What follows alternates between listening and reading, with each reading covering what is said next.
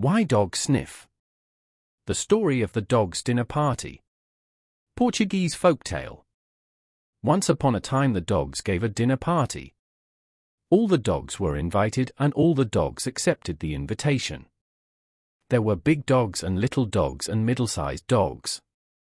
There were black dogs and white dogs and brown dogs and grey dogs and yellow dogs and spotted dogs. There were dogs with long tails and dogs with short tails and dogs with no tails at all. There were dogs with little sharp-pointed ears and dogs with big flat drooping ears.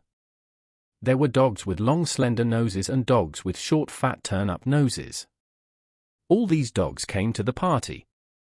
Now the dinner was a most elaborate affair. Everything had been arranged with the utmost care. All the good things to eat were spread out upon the rocks by the sea. A gay sparkling little brook brought water to drink. The sun was shining brightly and a soft gentle little breeze was blowing. Everything seemed absolutely perfect. But there was a cross fussy old dog who came to the party. She was a yellow dog, they say. Nothing ever suited her. Whenever she went to a party she always found fault with something. Sometimes there was too little to eat and sometimes there was too much. Sometimes the hot things were not hot enough and sometimes the cold things were not cold enough.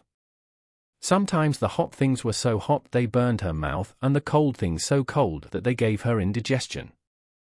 There was always something wrong.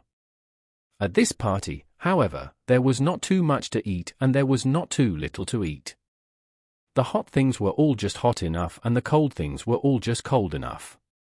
Everything seemed to be exactly as it should be. "How good everything tastes," remarked the big black dog between polite mouthfuls. "Everything is seasoned exactly right," added the black and white spotted dog between mouthfuls which were entirely too large to be polite. That was an unfortunate remark. The cross fussy yellow dog heard it. She noticed immediately that the big juicy bone she was eating had not been seasoned with pepper. "Will somebody please pass the pepper?" she asked. All the black dogs and white dogs and brown dogs and yellow dogs and grey dogs and spotted dogs fell over each other trying to find the pepper to pass. There was not a single bit of pepper at that dinner party. "I can't eat a mouthful until I have some pepper," whined the yellow dog.